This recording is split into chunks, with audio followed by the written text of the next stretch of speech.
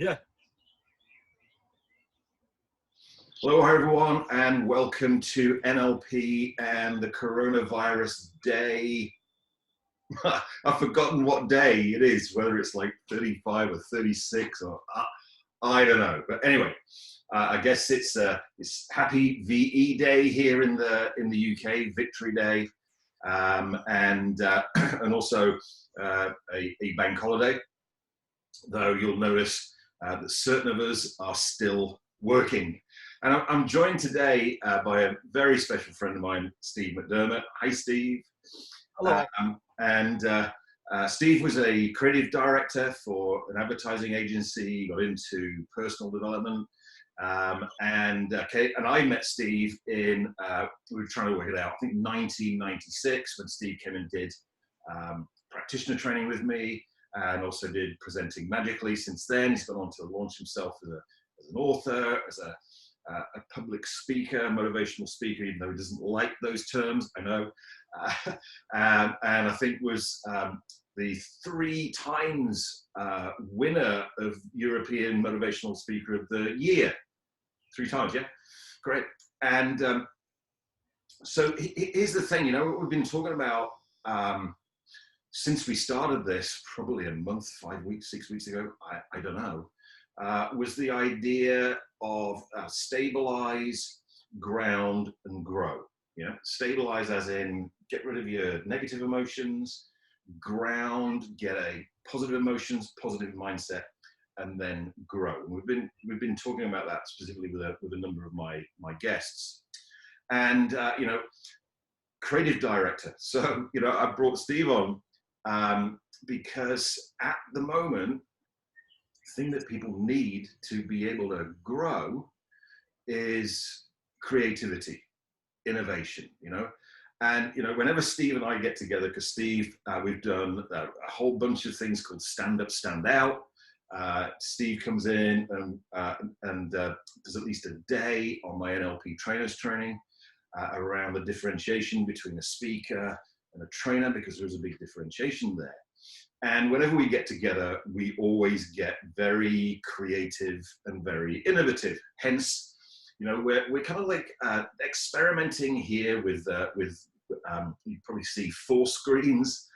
So normally you get to see just this one, just me, right? But now you're also getting over here to see a little bit of behind the scenes as to what it actually takes to put one of these things on. And, so we know we've got to be innovative, we know we've got to be creative, but a lot of people either don't believe they're creative or they don't have a strategy for creativity. So this is why I brought Steve on today as my guest, because, he has a very brilliant strategy for creativity. I shared it before on Stand Up, Stand Out, and people absolutely loved it. So he's going to share that with you today. And I managed to find in the Performance Partnership vaults a recording of the first ever Stand Up, Stand Out that Steve and I ever did. And I managed to find this process. So also what I'm going to put into this live in the header is where you can click to get a download of the first time Steve ever presented this at Stand Up, Stand Out. Okay, so Steve, welcome. Thank you so much for being here. My pleasure. So let's just take a moment and listen and see if you can hear the birds in my garden. I can. Yes. So David, have you heard of Walt Whitman? Walt Whitman. Walt Whitman. I had to Google this because I wasn't sure if he was a philosopher or a poet. I think he was both. And he was once in Granada. Do you know where Granada is? In Spain. And Yep. there was a lockdown, strangely. I think this was at the end of the 1800s. Correct me if I'm wrong, anybody out there. And people were starving. And he went up on the battlements at Granada. And there were people fishing for birds to catch them as food. Because you have to think a bit differently. So if we were to give you a theme today, it'd be how do we go fishing for birds? So as you say, we're being wildly experimental already because we've got 4 cameras on go here between us, haven't we? Get to see our Crazy Shorts, perhaps, and all that. So I just want to share with you some things that I learned from my days in advertising. Leg there. Yeah. So rhetorical question. I don't know how many people out there have seen the series Mad Men. Have you seen that, David? Yes, I have. Yeah. Now, those of us who are in different industries, you know, if you're a nurse or a doctor, you might watch Casualty or whatever and think it's nothing like that for real. Well, what I would say about the series Mad Men, it's called Mad Men because most of the big advertising agencies, certainly in the 50s and 60s, and in fact to this day, are based on Madison Avenue in New York. I don't know if you've ever been down there. So all these big famous agencies. So Mad Men short for that, but also because it's a mad, crazy time. Well, my time in advertising, I started in advertising as a junior, what's called a junior copywriter in 1979. And worked in advertising for 15 years. Well, we were like the documentary version of Mad Men. So Right. big drinking culture, whatever. And so what I want to share with you is some things I learned from that, which since I've done NLP with you, that I've been able to model.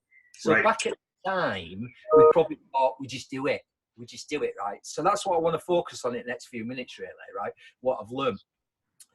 So thinking about my experience in advertising, here's the first key idea. It's about physiology. Do you know anything about physiology, David? A little bit. Right. I think I probably know about 55% of physiology.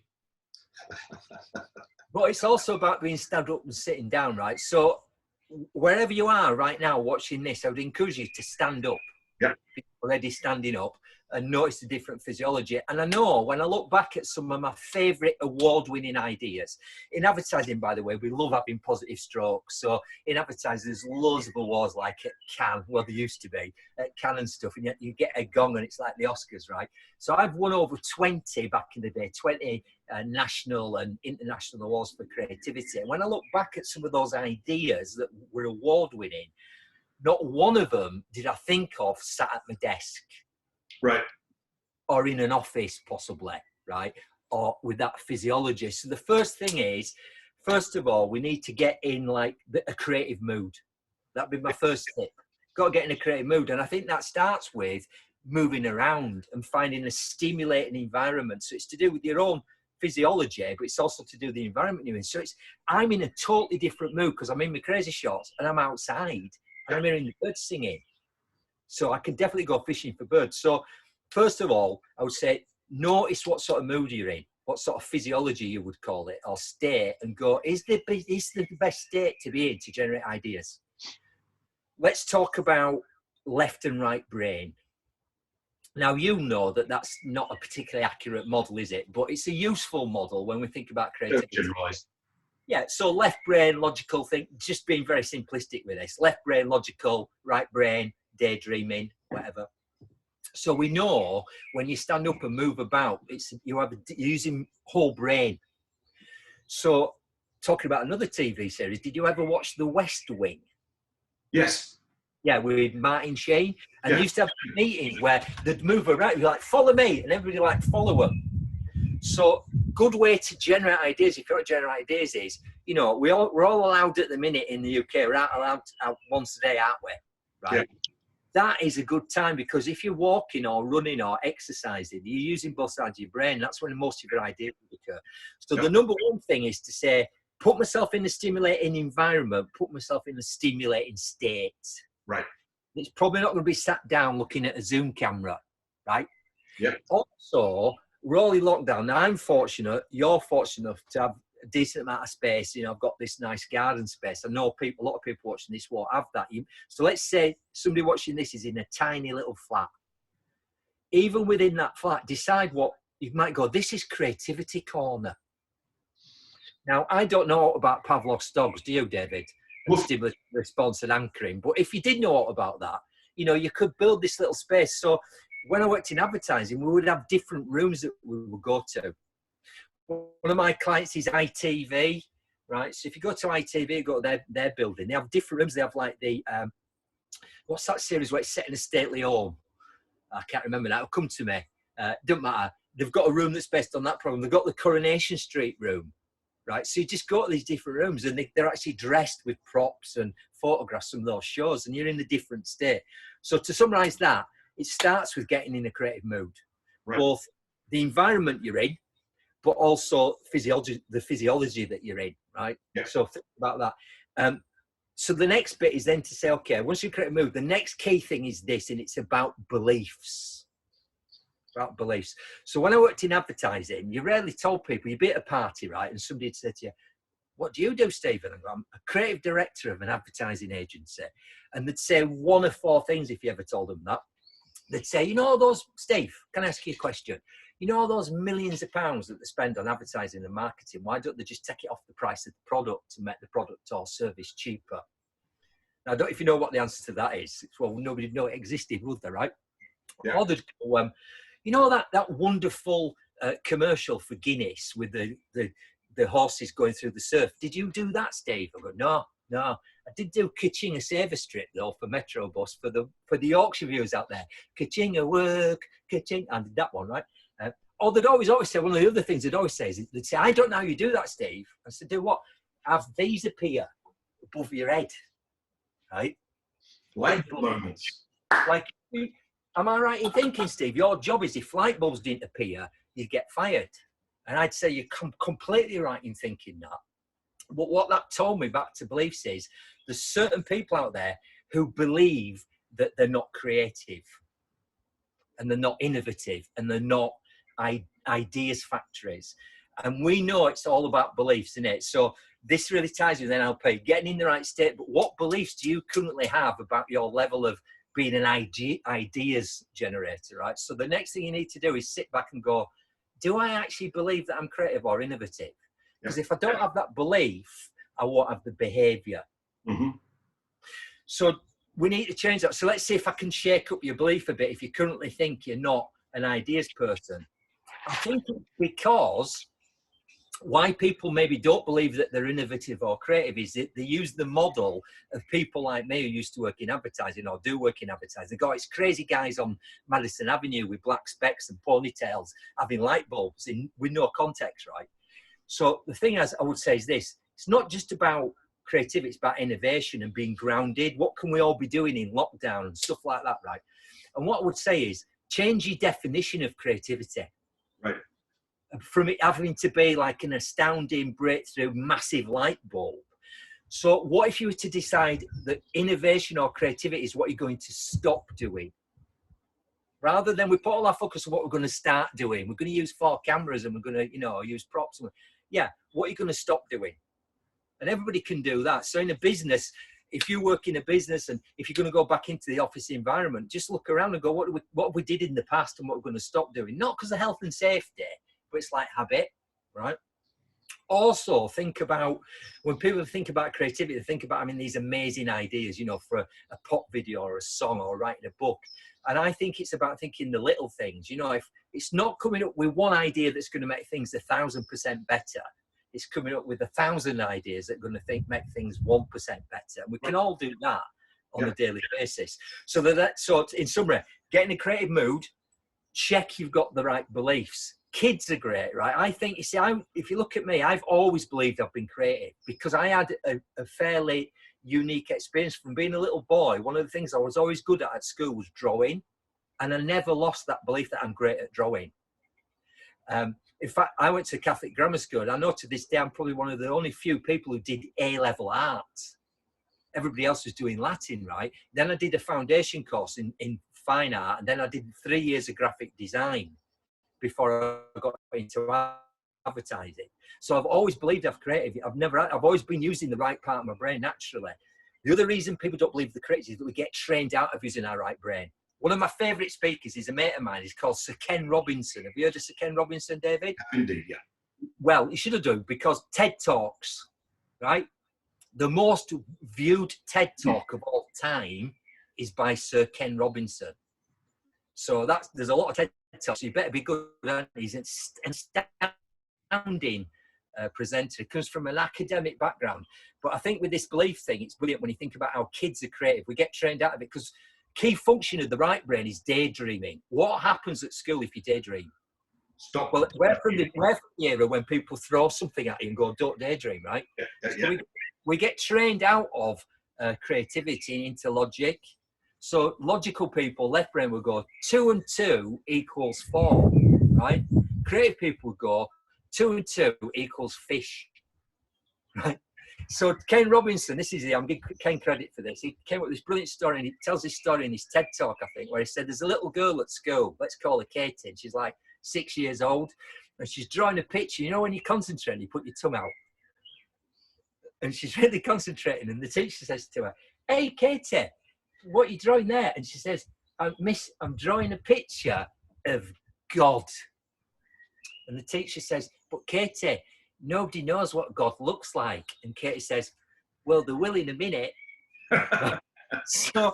So we're trained out of, you know, oh, I can't draw, I can't whatever. So get some different references, start to exercise that part of your brain, right? So that's the next step. Here's the key meat of today, though, and this is what I'm going to call the creative or ideas process, right? Now, there's 5 steps to it, and what's great is we can all do this standing up. So if you're not standing up, you need to stand up now, and we're going to learn this. You would use the words, David, kinesthetically, but I'm going to say village people style, right? That's one for youngsters, right? So I might step back a bit so you can see it. I'm going to do some actions, and I'm going to say a word, and I'm going to ask you to do the actions just after me and repeat the word. And we know how memory works is to take it from your short-term to your long-term memory. The repetition, you know, when they used to make you do your times tables at school, right? So if you repeat it, you won't even have to write it down, and then you will know the creative process from now on. You won't even need to think about it because it'll be part of, you've learned it physically as well as mentally, right? So step 1 goes like this. I'll do it first, then you can repeat after me. And they all begin with I, so it makes it easier, right? So step 1, and the action is this: information. So try that. Go 1, 2, 3, David. Information. Right, that's the first step. The second step, all begin with I, and this is the actions list. It's like I'm going to sleep on it. It's incubation, and we'll put those two together. So step 1 is information. Step 2, incubation. Information, incubation. Step 3, we're nearly there. There's only 5. It's called illumination. That's like the light bulb moments, and this is like the action for it. I'll bend down a bit so you can see me. We'll put the 3 together. So step 1 is information, incubation, illumination. Illumination. 2 steps to go. This was called integration. So the action is like integrate your 2 hands together like this. So this is the 4. So let's put 4 together. So step 1 is information, incubation, illumination, integration. And the final one is, imagine a paintbrush or a pencil. Illustration. So you're illustrating something, you're drawing something. Illustration. Let's put all 5 together, then I'll explain what they mean. So step 1 is, I won't say it this time, see if you get it right. Step 1 is information. Step 2. Incubation. Step 3. Illumination. Step 4. Integration. And step 5. Illustration. Right, so what I love about that process, it's something that we've modelled. Quick credit to a guy called Andy Green, who's a mate of mine who works in PR, who first formulated some of the thoughts around this strategy. So thank you, Andrew. So what I love about it is knowing where you are at any moment on that process. And I think creativity is a process. So we have to have the belief that it's not, oh, you're creative, you, Steve. You worked in advertising. I could never have light bulbs. We have to have the belief that it's a process. And if we know the process, if we model the process, knowing where we are at any moment in the process is the critical bit. Am I at step 1, information? Am I at step 2, incubation? I'm at step 3, illumination, and so forth, right? That's the key. So let's explore those very briefly, what those 5 steps mean. So information is gathering a brief.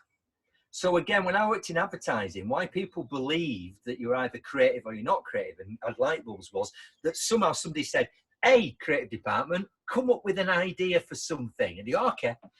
And it had no context. Actually, to come up with great ideas, you need a good brief. Right. That's the secret, a good brief.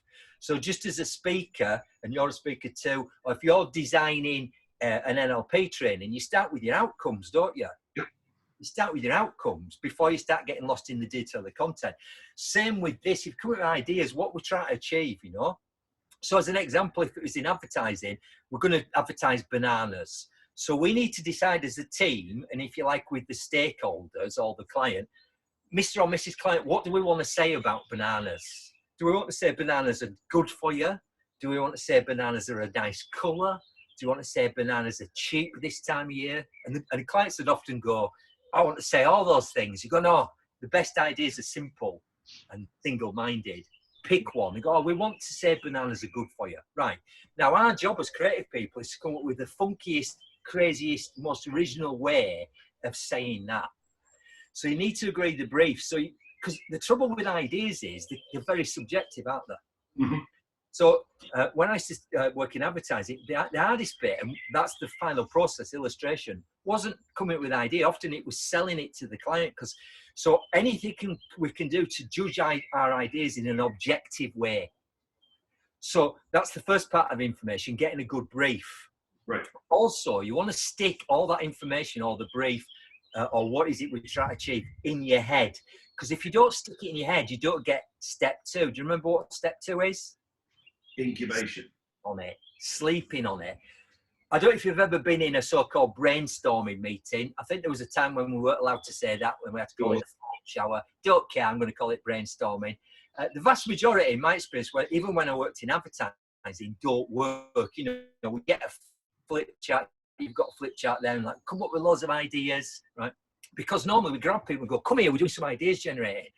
And I'm saying, do you know what? We should have given them the information 2 weeks ago and said to them, we don't want you to think about this consciously, just stick it in your noggin, right? So that you can sleep on it. Do you have, I don't know what planning process you use, David, but a to-do list? Do you have a to-do list? Yeah. Yeah. Well, that's good. For step 2, the sleeping on it stage, I'm strongly suggesting everybody out there has a not to-do list. Yep. Right. So what that means is, you know, I'm about to go on holiday when we get to do that thing, or I'm about to go for a walk, or whatever we get to do during lockdown. And it's like, right, whilst I'm away, you might almost command your unconscious mind. Unconscious mind, can you be thinking of a funky title for my next book or for my next whatever, right? And let me know. So have a not to do list. Next part of incubation is noticing, you know, as light bulb moments occur. So you sleep on it. When I worked in advertising, I might have 6 or 7 or 10 different briefs rattling around in my unconscious mind. I'm only physically maybe thinking about one consciously. So you get the information, you sleep on it. Then what happens is light bulbs start to appear, right? Now, the thing with light bulbs is why most people, back to beliefs, don't believe they're creative is not that they're not having loads of ideas. What they're not doing is noticing when they have those ideas, where they have those ideas, and not judging them too soon. Right. So next tip for you is this. Notice when you have most of your ideas. Yep. So would you, if I was to ask you, David, would you notice when do you have most of your ideas and where? So what time of day and where are you normally? When I'm having a shave. Yes, that's a classic. So a lot of people say, I'm in a shave, or I'm just going to have a drink of water. Red hot out here, I'm sweating like a cock, right? Yeah, me too. Yeah. And normally it's when I finish shaving my right leg. Yeah. So a lot of people go, it's often in inconvenient times, isn't it? Because you're having a shave, or in the shower is another popular answer that I get, on the loo, in the car, whatever. So it's not that you're not having ideas. Often you're failing to capture them. So the absolute key message with illuminations is, first of all, notice when you have them and make sure you have a means of capturing them. Right. So I know you're a big Elvis Presley fan, aren't you? But I don't know where you sit with the Rolling Stones. No, I like the Rolling Stones.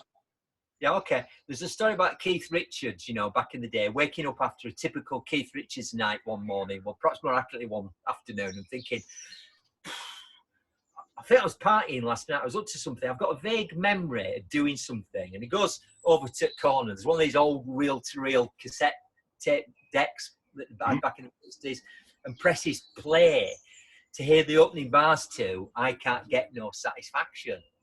Now, can you imagine if he'd not remembered to press record? So it's not that you're not having ideas, it's you're not noticing you're having the ideas. That's the first point. So notice when you have them. Good friend of ours, Neil Malarkey, Comedy Store Players, you know, he has notebooks everywhere because he never knows when he's going to have an idea. So I know a lot of stand-ups are going to have a notebook all around the house. Paul McCartney has most of his best ideas just as he's falling to sleep for a new song or just as he's waking up. So he always has a notepad by his side of bed. If it's in shower or you're shaving, a friend of mine, he's invested in one of these waterproof deep sea divers boards. Oh, right. Have a shower, because thoughts are fleeting. Yeah. What happens is you have the idea, but by the time you finish shaving or got out of the shower or finished eating loo or got out of the car, you've forgotten it. So capture your ideas. Key part of illumination, though, is don't judge them too soon. Yep. So when I worked in advertising, you know, we had the overnight test. We go, we're not going to even decide if this is a good idea. So this is classic brainstorming. It's about quantity over quality. Yeah. I know from research, often you need to go past maybe 40 ideas. Mm-hmm. There might be something in your 40th idea that you can apply that was somewhat second on the list, and it's the combination. So another great way of thinking about creativity is it's how things combine. Right. Or a little bit like that. Integration's different though. Integration's execution, more of that in just a sec. We'll move on. Yeah. So the key point with illuminations is capturing them and not judging them too soon. Yep. Just get them, don't decide. Then there comes a moment when you have to judge them, and that's step 4. That's called integration, or you might call that execution. Right? Integration or execution. I don't know if I think you have taught Walt Disney's strategy for creativity, David. Have you taught that? Are you familiar with that? NLP. This is my daughter Megan is currently. This is Megan with Tigger, right, in Disney when she was 5. She's currently in lockdown in New Zealand. She's 26 at the minute, right? So this is a good way of thinking about playing on top of this. So Walt Disney, people go, oh, Walt Disney, he was really creative. I'm not creative, right? He had a 3-step process, right? So step 1, he called it dreamer. So this is where anything goes. So that's another way of thinking about what I'm talking about, that the dreamer state, which is just a lot of ideas. It's not about practicality. It's just anything goes, right? Dreamer. So he decides, I want to make the first ever full-length cartoon animated, you know, longest animated cartoon up to this point was maybe 10 minutes. I'm going to make an hour and a half Snow White and 7 Dwarfs. Just let's dream about it. So that's position 1, right? Position 2 is realist. And this is another way of thinking about integration. So integration is, you know, I could say to you, I've come up with this idea. It's like it's a woman smiling, David. It's a woman smiling. What do you think of that idea? Then I have to execute it by painting the Mona Lisa. Right. So execution is, so think content execution. So again, when I worked in advertising, people get really excited. Now, this is the big note of caution, small advertising disclaimer here. People come to me as creative director and go, we've come up with this great idea, right? And I go, what is it? And they go, it's all shot in black and white. It's all going to be shot in black and white and slow motion. And I go, well, that's not an idea. That's just an execution. Right. John Cleese, you know, from Monty Python, he said this about this particular, when we think about this, he said, nobody ever laughed at clever lighting. Right? So you can film it really well, but it's not just about the execution. So there's a balance between, is it a good idea? And yes, then we need to land it. So yeah, it needs to work, right? Out of all these ideas we've had, which we're actually going to use and test. So you might, another part of integration is testing it. So creativity is about being wantonly experimental and trying stuff out. And what I'm loving right at the minute is I've never seen such a big explosion of creativity worldwide. It's fantastic because people haven't got any choice, right? So they're going, let's just try it and see. And it might not work, and you know, sound might go on, somebody might ring the bell, and who cares, right? So it's trying stuff out in a small way and seeing if it works. There's a company back in the States. You've done a lot of work in America, haven't you, and in Hawaii and stuff. Stu Leonard, have you ever heard of them? Who's that? Sorry. Stu Leonard. No. Well, they're like a supermarket, right? And what they did was, their big thing is ask the customer. So creativity doesn't have to come from you. It's often like, let's get the input, involve others. And the best people to involve with your creativity and your ideas are other people. So we're bouncing off each other right now, aren't we? It's not a coincidence that in advertising, people worked in pairs, copywriter, art director, because it was the chemistry between the two that created the magic. One person not on their own, sat in a room in the dark, right? So Stuart Leonard used to do this thing. They'd ask the customers. And so one day they're doing a customer thing. And the customer said, I've got a question for you, Stuart Leonard, supermarket in America. Why do you sell strawberries in punnets? Because you sell other fruit loose, right? And they go, what do you mean? He said, well, my family, you know, it's quite a big family. We need more strawberries than one punnet, but two is too much, and we always end up throwing some away. Why don't you sell them loose? So Stuart Leonard went, great. The very next day, they're selling them loose. Testing the idea, but only a small section with like big scoops. And they noticed, guess what happened to sales of strawberries? It went through the roof. So the thing with integration is to say, we need to pilot this, we need to test it, let's try it out, let's be wantingly experimental, see what happens, and then put it back into that, you know, no such thing as failure, only feedback loop, right? Yep. So that's so again, just to summarize, notice what step am I at the minute with my ideas generation? Am I still at information gathering step? Nope. How long am I going to sleep on it? You know, I might not have the time to sleep on it overnight. I could sleep on it for the next 8 weeks. Capture the illuminations as they occur. Don't judge them too soon. Just get lots of them. Then step back, maybe sleep on it a bit longer. Then go, which of these are we going to integrate? Actually execute. Test them in the marketplace. Get some feedback. Realize that a lot more are going to fall flat on the face than work first time out. Because by its very definition, if something's original, and I mean truly original, nobody's ever seen it before. Yeah. So sometimes customers can't help you either, because they go, when they first brought out the Sony Walkman, Sony did some research. Sony are great at this. Sony as an organization come up with an idea for a product and I've tested it in the marketplace within a month. Yep. Right? How long do British companies typically take? Well, until this current situation we're in, 11 months. Because Sony go, it doesn't have to be right. We just need to get a test on it. Right. Anyway, when they first tested the first Sony Walkman, the feedback from customers was, I'm not putting some funny little things in my ears, because nobody had used really headphones before. Mm-hmm. Right? I'm not doing that. And Sony went, no, we're going to ignore that. So sometimes it's get the research, but sometimes it's gut feel, right? And the final step, illustration. And what I mean by that is selling your ideas.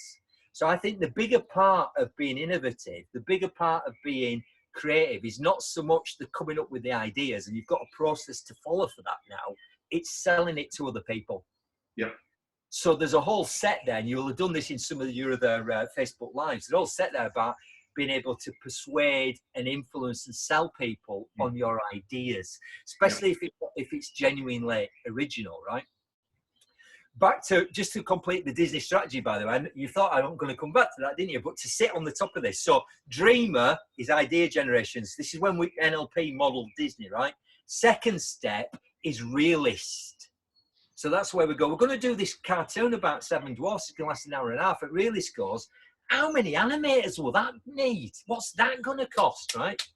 And you do the practical integration piece. The final step with the Disney creative strategy was critic. Right. So this is where you take a third position. You go, hang on a minute, why won't this work? What's wrong about it, right? Yeah. How can we improve it? And then you feed your learnings back into dreamer, and you go around those 3 positions. So that's akin to what we're talking about. So illustration.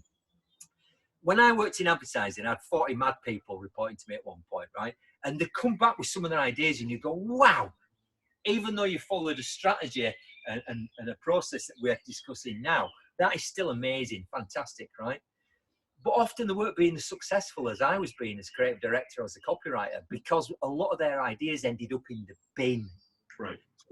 Key part of coming up with ideas and innovation is having the ability to sell it to other people. Yeah. Because otherwise, nothing's going to happen. So if you're going to take this strategy, you know, we work for ourselves, great, we have people work with and involved, but if you're working within a big organization, the biggest challenge you have, I think, is fear of failure, not having a creative culture, people knocking ideas back, right, and not having like an objective way of judging it. And if it's definitely original, it's going to be hard to sell. So you need to have some really good influence skills, which you talk a lot about and teach, right, to say this is why. But if you have a brief you can apply it to, well, we agreed that we're going to say bananas are good for you, so we're not arguing about what we agreed the message was. We're just having a discussion about, is that the best way of doing it? Yeah, I'm having a breath now. That's good. Breathing is good. So what questions or observations do you have? Well, obviously, I've been through that process before, from when you taught it on Stand Up, Stand Out. And, you know, it most definitely works. The key thing, I think, is, you know, from my experience, and this is the illustration bit of the process, is that quite often I've had what I think, is a fucking brilliant idea. Sorry, Mum. And I'm so excited about it. And so I create this program out of this idea, and then I put it out to the marketplace, and there's only me that thinks it's a great idea. Yeah. But I can't book on it because I was busy that day. So I think this is the thing that you already said a little bit, and I thought I just want to emphasize it more, is get it out there and test it. Where a lot of people, they go, I'll do it, I'll launch it when it's perfect. Yeah. You get it perfect and nobody's interested. It's the window as well. They might not want it. Yeah. So do we sell strawberries loose or not? Yeah, let's find out. Yeah. So it's like there's so many people. Yeah. I find this generally, but there's a lot of people doing it now, is they're preparing to do business. Yeah. Whereas just go and do business.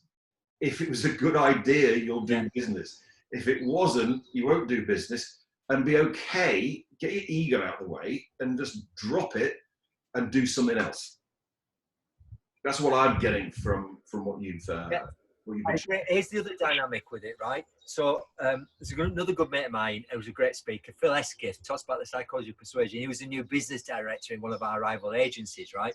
And he said he lost his love of advertising when he was at McCain's Chips for, I don't know, another meeting. And they were talking about selling frozen chips. And he thought, oh, I've sold frozen chips before. I've lost my passion, right? So when I worked in advertising, I had to really care about the idea. Like I'm going to stand my corner. Yeah. So if you try to influence other people, a big part of that is having that passion and that belief that I think it's a great idea. But equally, being prepared to bury it and give it up and move on, right? So Blackadder. Now, again, not everybody around the world will be familiar with this, but back in the day, Blackadder, brilliant creative series, co-written by Richard Curtis, who a lot of people will know from Comic Relief and stuff, and a lot of his films, and Ben Elton. And how they used to write it was, Ben Elton would write one episode on his own and send it to Richard Curtis. And Richard Curtis could either take jokes out, change things, and Ben Elton couldn't do aught about it. It's like a quality control check, right? Mm-hmm. And then for the second episode, they swapped roles, and Ben Elton could do the same thing. And Ben Elton said it was really challenging because you were so emotionally attached to that idea that when your partner buried it, it's like, I want to dig it up again. Right. We've moved on. So on one hand, to be really good at anything, we're talking about coming up with ideas, you have to have like a really healthy ego. Right. So people in creative departments, some people might call them big-headed or whatever, but they really believe that they're good at what they do. So there's a good piece around confidence there. So you have to have the ego to be able to say to people, this is a great idea. And I believe in it, right? And it's so original, nobody's ever done it before. But equally, you have to have the like the modesty to go, for whatever reasons you've buried it, right? I'm going to come up with another idea, right? And go at it again, because this is what the research says. Trust me, there's nothing more sobering than when you've written an idea. So we used to do the advertising for Kronenbourg 1664 lager. Yep. Nice. Now that was in my drinking days. I don't drink now, but what was great was you had to go to. They said you're going to have to go to the brewery in Strasbourg and go around the brewery now you win the business, and we'll take you on the wine trail. And if we must, and here's some free product, right, or whatever. Now why was I telling you that? So you used to do the advertising for that, and we did. One of my favourite things was writing radio commercials. So I've written what I think are these really funny radio commercials for Kronenbourg Lager, right? Then they recruited, when you're going down the street and you see people with a clipboard and they stop you and go, excuse me, you look at what age are you? Do you drink lager? Would you be happy to go to somebody's house, somebody's living room? We'll pay you 10 quid and you can have loads of free lager. We're doing some audience research, some market research. So I'm in a house it was in South London, specially designed house, which had one or two-way mirror, but it was like we could see the people in the living room, but they couldn't see us. And they've got these guys, because it was mainly men that were the target market, to sit in a room drinking Kronenbourg while they listened to demos of my radio commercials that I thought was really funny. And they're all going, this is shit. I don't think this is funny, right? And you go, oh no, because you know humour or any kind of presentation, you can know if it's any good till you try it out with an audience, right? So I think to summarise that, you've got to have the ego, you've got to have this sort of I believe in it to like present it in the first place, but you've also got to have like the, okay, for whatever reason it gets rejected, I'm going to come again with another idea. And I think what a lot of people do is they have one idea and they think this is really great, I'm going to go do it. Creative people have loads. Like I said, you know, if you want some action steps from this, you want like 40 ideas on a flip chart, you know? Because when I worked in advertising, the other thing we learned was often the first things that come to mind are the worst ideas. You know, and you give them the overnight test, and we come back and you know the day before we thought it was brilliant, and we look at it in the cold light of day and we go, that's garbage, that, right? That's garbage. The other thing is, I think it's very simplistically, when we were coming up with ideas for ads, but you can apply this to any idea you're doing, whether it's for someone on Facebook Live, whatever.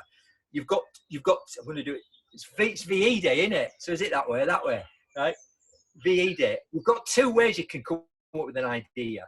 Right, and it's as simple as this. You can do exactly the same as everybody else, but just do it better. That's option one. Or you can do something that nobody's ever done before. That's just two choices, right? So that's one place to start. So when we worked in advertising, we'd look at, like with lager, there's 42 different brands being advertised. We just kind of look, what's everybody else doing in the marketplace? Well, shall we do a similar thing but better? Or shall we do something completely different? So that's another good place you can start with any ideas. Just look around, look at everything that's going on online and go, what's everybody else doing? Actually, how they do it's great. I just need to do it as good as that or better. Or is there a completely different way of doing it that nobody's come up with yet that we're going to have to experiment with and see how that goes? Brilliant. Fantastic, Steve. As always, great fun doing stuff with you. I've got to share something. I didn't know you did the advertising campaign for Cronenberg 1664, but you know, in the US, you can do negative advertising. Yes. As in, you can actually, we're not allowed to do it in the UK. You can actually say that somebody else's product is bad. Yeah. Yeah. So in the US, in beer, Heineken is the biggest import beer brand, so far ahead of anybody else. Nobody can even bother going for it. So everybody's fighting for position number 2. And the companies that were fighting for position number 2 was Carlsberg and Cronenberg 1664. So Cronenberg put out this advert saying, Cronenberg 1664, definitely the best lager in the world, as an anti against Carlsberg, probably the best lager in the world. So then Carlsberg go and run an advert. This is a brilliant example of what we're talking about. It's also a brilliant example of NLP reframing. This was the advert they ran. Cronenberg 1664. The reason the French drink wine. Brilliant. I've got one to add to that. I love it, right? Again, you don't have to spend a lot of money. The other thing I would say about creative innovation, people say you have to throw a lot of money at it. No, you know, you can get so much noise if it's just a great idea. So one of my favorite campaigns actually was by Carlsberg. So in case those people, a lot of people might not know, but some will, been around a long time, they're advertising, as you rightly say, slogan, probably the best lager in the world, right? So they did a thing where they got a load of UK £10 notes. I think they got 10 grand's worth of brand new £10 notes, right? Now, in terms of an advertising budget, that's no, is it? Yeah. I don't know how much to spend on TV advertising. You know, you're talking millions and millions of pounds. So you got 10 grand's worth of brand new £10 notes, got these little stickers made that they put on the £10 notes, and then they went to central London, like Trafalgar Square and places like that, and they just dropped them on the floor everywhere. Brand new spanking £10 notes, right? People, obviously, members of the public, picked them up, and the sticker said, if Carlsberg did litter, it'd probably be the best litter in the world. Can you imagine the impact on social media, the noise that created? So sometimes it's not about, the final thing I will say about this, it's not about you have to throw a load of money at it. Yeah. Think, oh, we have to throw a load of money at it. No, it's if you can cut through and be genuinely original with your thinking, right? Then that'll be fine. Fantastic. So I'm going to obviously Steve will be tagged in when as we're live. If you've got any questions for Steve, then put them in the comments. If you've liked what we're doing, give us some thumbs up. Share this stuff with people that you care about, that you think would benefit from it. We'll be back again live on Monday. So have a fantastic bank holiday weekend here in the UK. We'll meet again. Great. Nowhere. Nowhere. And we'll meet again, as you know, in Hawaiian is ahui ho. So wherever you are in the world, love you lots. Ahui ho. I'll see you there.